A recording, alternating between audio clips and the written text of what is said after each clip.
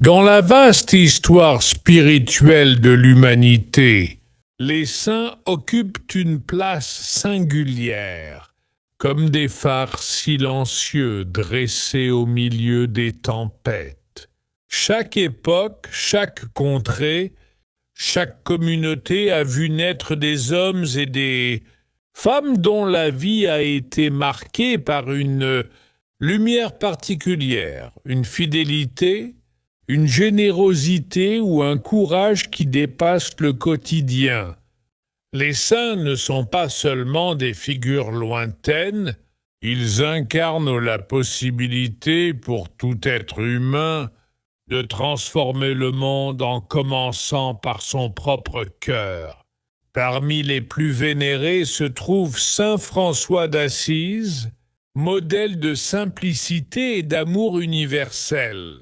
Lui qui renonça à la richesse de sa famille, choisit de vivre au milieu des pauvres, parlant aux oiseaux comme s'ils étaient ses frères, voyant dans chaque créature un reflet de la bonté divine.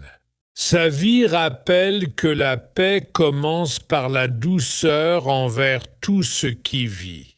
À ses côtés, on peut évoquer saint Antoine de Padoue, dont la parole éclatante ralliait les foules. Théologien remarquable, il est aujourd'hui invoqué pour retrouver ce qui est perdu, objet, mais aussi espérance, confiance ou direction de vie. Là où quelqu'un se sent égaré, Antoine est considéré comme un guide patient. Plus ancien encore se dresse saint Augustin, ce cœur tourmenté qui chercha longtemps la vérité avant de la découvrir dans une rencontre intérieure bouleversante. Ses écrits continuent d'éclairer les chercheurs de sens. Il enseigne que la sainteté n'est pas la perfection, mais une marche obstinée vers la lumière, même après les chutes. Dans la lignée des docteurs de l'Église se trouve aussi saint Thomas d'Aquin, géant de la pensée et de la raison. Pour lui, croire ne signifiait pas renoncer à comprendre.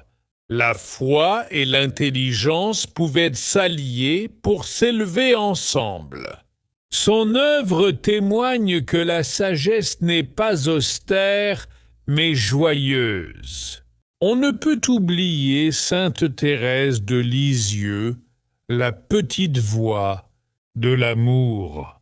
À travers une existence brève et cachée, elle révéla qu'on devient saint non par de grands exploits, mais par de petits gestes faits avec sincérité.